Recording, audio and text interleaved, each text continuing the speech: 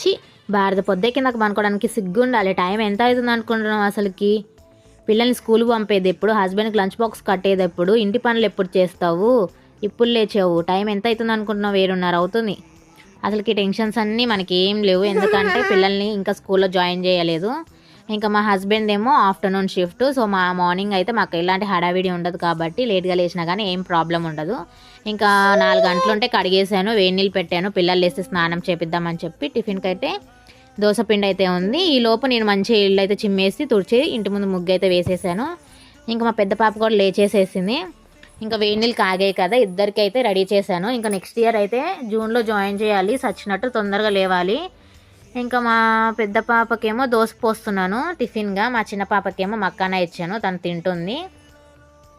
మా పెద్ద పాపకి ఎలాంటి ప్రాబ్లం లేదు కానీ ఫుడ్ విషయంలో మా చిన్న పాపని విసిగిస్తుంది. అసలు ఏం పెట్టాలో అసలుకి ఏం అర్థం కావట్లేదు.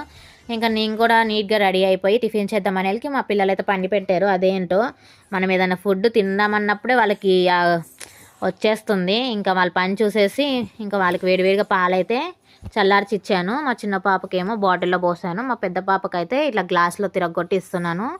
మా పెద్ద పాపకి అసలు బాటిలే అలవాట్లేదు చిన్నప్పటి నుంచి. మా చిన్న పాపకే బాటిల్ అస్సలు వదలట్లేదు, తనకి ఎలాగైనా తొందరగా మానిపించాలి బాటిల్తోని. ఇంకేంటో చిన్న మేడం గారు అలిగారు, తను ఆల్క తీర్చాలి. ఇంకా నా వీడియో కానీ మీకు నచ్చినట్లయితే వీడియోని లైక్ చేయండి, షేర్ చేయండి, సబ్స్క్రైబ్ చేయడం మర్చిపోకండి.